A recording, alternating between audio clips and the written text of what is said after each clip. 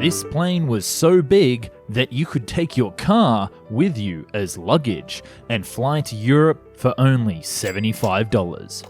It could transport 100 passengers, take off and land on any surface, and had the sinister motive to force rival Boeing into bankruptcy and end the 747 series. This never-built monster was called the Lockheed L-500. In 1968, the first supermassive C-5 Galaxy took to the sky, flying the US Air Force colors. For some, it marked the start of a new age of military transportation, but for others at Lockheed, it represented the future of the civil aviation market, one that would put them back on top, dominate flights between New York and London, and prevent the 747 from ever taking flight.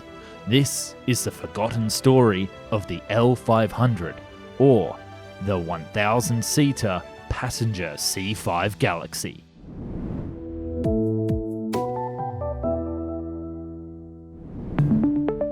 The C-5 Galaxy is the largest military transport aircraft deployed by the US Armed Forces and has been the linchpin of the Air Force's world-spanning network since the late 60s.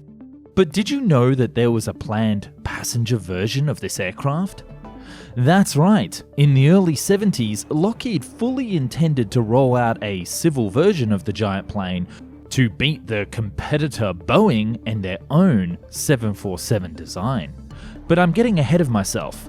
Here is where it all began, and stick around the end for a channel update.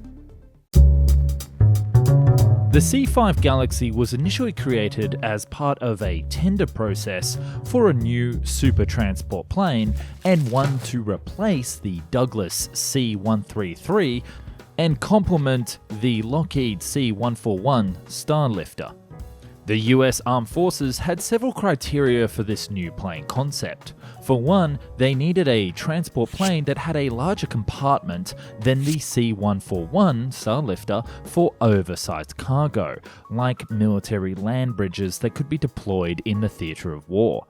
The military also needed it to be a better performer using the latest jet engine technology of the time, with a load capacity of around 180,000 pounds, which is 81.6 tons in metric units, and have a speed of Mach 0.75 or 8,000 kilometers per hour. The plane also needed an unrefueled range of 5,000 nautical miles and have a high cockpit for front cargo loading and rear door access. The likes of Boeing, Douglas, General Dynamics, Lockheed, and Martin Marietta all pitched designs, with Boeing, Douglas, and Lockheed making it through to the final round. To facilitate a forward cargo door, all three designs featured a cockpit pod above the cargo deck. Whilst Boeing and Douglas's was just a simple pod, Lockheed's version was actually an egg cross-section shape throughout the length of the aircraft.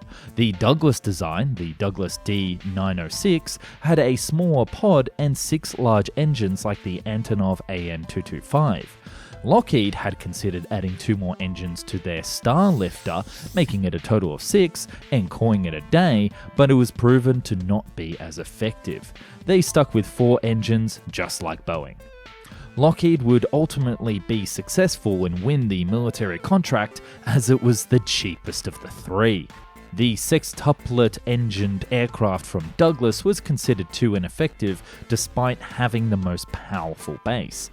Boeing, with the more technologically superior design, would actually take all of its research notes, moving the wings from a high position to down low, and redeveloped its concept into the 747 that we know today. But that's a story from another time.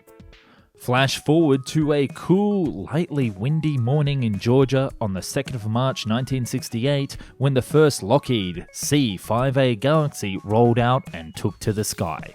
Celebrated as a successful conclusion to a bloated delayed development program, which I'll get to later, the team at Lockheed were already thinking ahead to a 1,000 passenger potential civil model. This is what they came up with. Lockheed planned to put out a non-military civil version of the C-5 called the L-500 by 1971. This would be a mere year after the Boeing 747-100 would reach the market, and Lockheed knew that it would cut off their rival at the pass, thanks to its existing production line for the military version. In an all-passenger configuration, the L-500 could conceivably carry up to 1,000 passengers, which would allow airlines to slice the New York to London fare as low as $75 US, which is around $512 today. So not incredibly cheap, but still a fantastic deal. The L-500 would have a range of 4,800 nautical miles or 8,900 kilometers and would be able to fly at a speed of Mach 0.79 or 830 kilometers per hour, which you'll note is a tad slower than other commercial jets of the time like the Boeing 707. Although, with the focus on supersonic aircraft around the same time period, speed for bigger planes wasn't seen as much of an issue. More on this idea in a moment. Passengers would be sat on 3 different decks, with economy passengers on the bottom, business class in the middle deck, and then first class on the top level. As the top deck extended the length of the cabin, the rear of the deck could feature a lounge or perhaps even a restaurant area for in-flight dining. Fancy. Initially, Lockheed planned to produce and sell the L-500 as an all-cargo plane only, offering substantial economics to the market.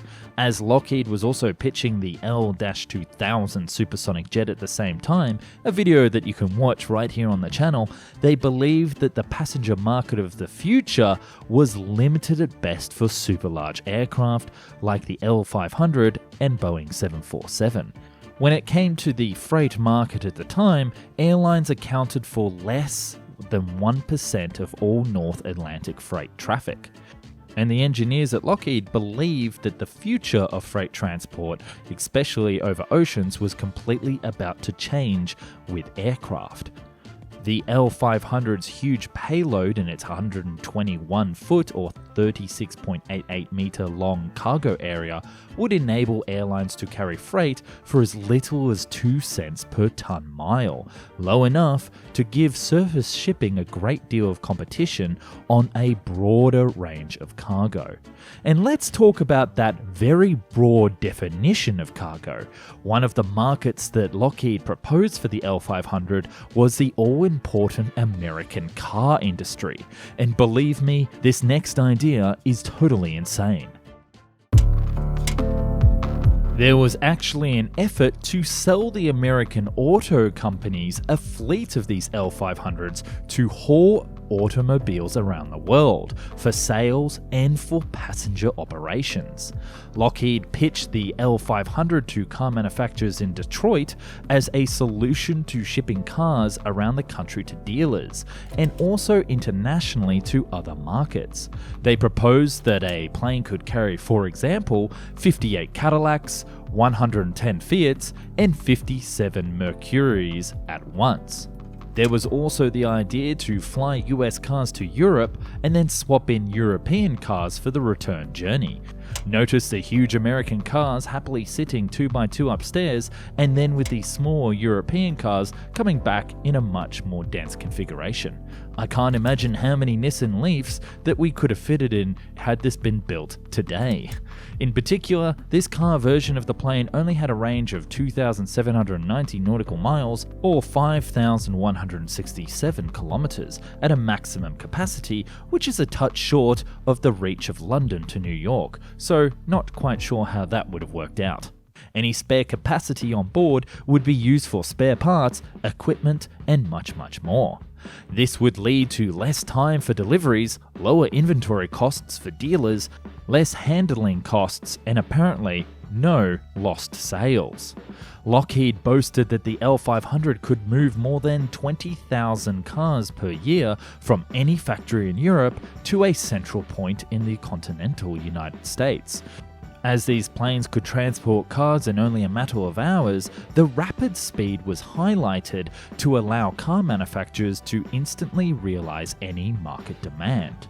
Although I can't personally imagine a scenario where a car dealer is so desperate to make a sale that they fly in over 100 cars at once. Apparently, there was also a giant mock-up of the plane that was loaded into Cobo Hall in Detroit with the ceiling removed to make it fit. Compared to the hugely superior efficiency of rail travel that was used at the time, plane transportation of cars seems very silly and very likely why the car manufacturers of Detroit didn't go ahead with it. This wouldn't be the last time that aerospace firms would come to automakers with an airlift proposal, with later on GM executive Ed Cole working with Boeing on a proposal for the span loader project. A future video for the channel, so watch this space. Please fasten your seatbelt, sir. We're about to take off. Sensing that success was imminent with the proposal, Lockheed also came up with the idea that the plane could be used as a car transport ferry, with passengers on top and the cars below in a combi configuration. There is also an entertaining image of what is a special cargo car ramp to load on top of pallets. Imagine driving your own car onto the plane. Upstairs, there would be 225 passengers in airline comfort seating and their own cars stacked in 3 layers below, or there would be mixed freight and the cars tucked in on the top deck. As a cargo carrier or as a combi carrier, the L-500 had several major advantages over other aircraft at the time. One of the ideas was that passengers could board the plane through 747-style jet bridges at the airport, whilst at the same time the cargo door on the front end could open up and be loaded directly.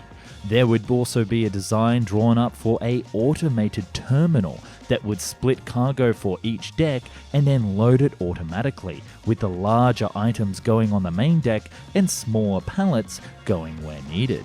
And who's to say that passengers would have not been loaded onto the plane itself through these boxes and through the automated terminal and then shipped away overseas, traveling by mail in the air.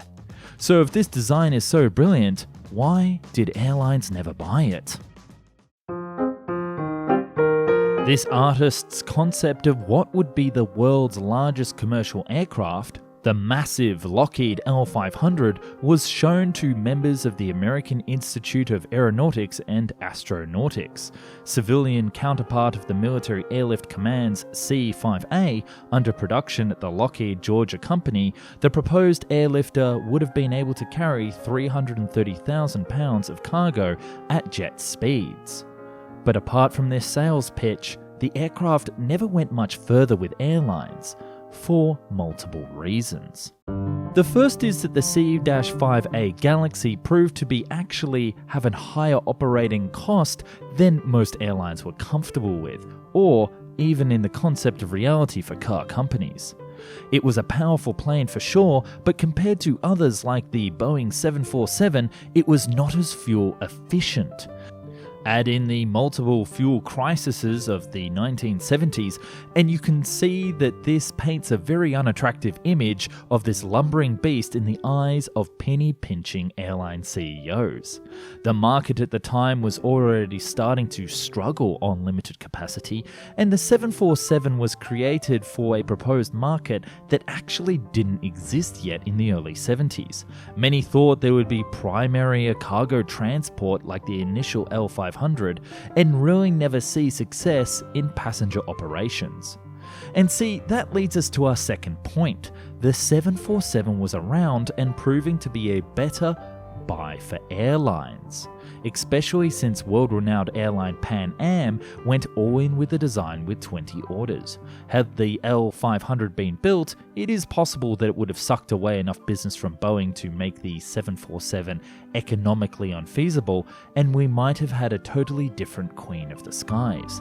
Boeing, with no success of the 747 market, but still beholden to the costs of developing the project, may have gone bankrupt or been bailed out by the government. a distinct possibility at the time as their own supersonic project, the Boeing 2707, had already caused major problems around the same time in the early 70s, something that you can watch right now on the channel. But I'm getting off topic. Lockheed didn't see that there would be an ever-expanding passenger market that would require big enough planes like the 747. They actually believed in the tri-jet design, in particular the L-1011 design. The head honchos at Lockheed believed in this smaller plane and saw the Boeing folly of trying to develop the 747 as something that would doom the company. Unfortunately, Douglas already had the same idea, and both tri-jets, the L-1011 and DC-10, ended up splitting the market in half. There is also the idea that airlines are reluctant to invest in modified military transports. Of note, there are actually very few designs that have made the leap from military to civil markets, although there are far more options for the reverse. For example, the Convair Model 37, a civilian version of the B-36, never came to be. There was also the proposed Lockheed Starlifter civil version, the L-200, but that plan also never happened. The Republic RC-2 Rainbow, developed from the XF-12, was supposed to be a great competitor for the Constellation back in the day, but never left the drawing board. And lastly, the McDonnell Douglas C-17 would have been a great civil transport, with one even ending up at Qatar Airways. But perhaps the bottom line is that these military aircraft are considered not applicable to civil operations as they contain military technology. Perhaps at the time, they wouldn't want those Russians getting hold of the technology and making their own super transports. Part of the reason for this is that military transports are designed to carry heavy loads and therefore have a heavy reinforced structure that makes them difficult to operate economically for passenger operations. The L-500 in particular would have been very heavy and have too many military features that were totally unnecessary for passenger use, with its high wing design allowing it to land on dusty half-finished airstrips near the front line. I can't imagine that the plane would have come under fire trying to land in conventional Detroit, although I'm sure there is a joke in there somewhere. Which, not to sound like a broken record, is another issue with the C-5 or L-500. The fact that it's heavy and its wings had several issues that needed to be worked out with better materials in the late 70s. Lockheed would go on to suffer economical issues and need to be bailed out by the government, and the C-5 would suffer huge cost overruns, becoming the first military project to exceed $1 billion of its proposed budget, leading to a congressional inquiry. The plane wasn't suited for flying passengers and was simply not ideal. It couldn't fly the distance, burned too much fuel, and was superstaged by other creations like the beloved 747. Ultimately, Boeing did the work to make a supersized plane possible, and Lockheed thought that the market was too small to bother. And the rest is history. Although with the C-5 still operating out there, anything is possible. Beep beep. This video initially started out as a typical turn a cargo plane into a passenger version, but I was shocked to discover that it had already been done by engineers back in the 1960s. I was trying to figure out how many troops could sit on the C-5 Galaxy, apparently only 73, when I stumbled upon this forgotten project. I also discovered that the idea to turn the plane into a car transport actually ended up happening with the Boeing 747-200. It was used to transport car parts from Italy to Detroit to make the Volante for Cadillac. This operation ran from 1986 to 1993 and marks one of the advantages of using planes over trains for the automobile industry, that it could fly over oceans. At the end of the day, however, it's not very practical, but it's still pretty darn cool for aviation geeks like myself. What was to be a short and sweet silly video about making a Ryanair monster plane turned into a fascinating journey into the world of aviation, which I think we can agree is always the best possible outcome. Today's video would have not been possible without the help from my Patreons, who have supported me to ultimately create all of this great content and get it to your mobile device today. Much of the research of this video could have not been possible without the hard work from websites like Secret Projects and airliners.net. In particular, I want to nominate a special thank you to Mark Nankivili, who found plenty of the original Lockheed pamphlets regarding their automobile proposals. And as you may know, the world of making YouTube videos is a tough one, and a simple change to the algorithm, like we experienced back at the start of April, can be devastating to small channels like myself. Normally I produce 2 videos a week, but as my channel has been receiving less views and less revenue per view, I've decided to hold back some of the content until later into the year. But don't panic, as I'm still making all of these videos and still producing them as fast as I can. I'm just not releasing them until a bit later, so thank you so much for your patience. And if you're too impatient to do that, I actually suggest jumping onto Patreon to see these videos early and suggest topics that we can make for the channel. Because without you, this channel would not be successful as it is today, and thank you so much for everybody watching.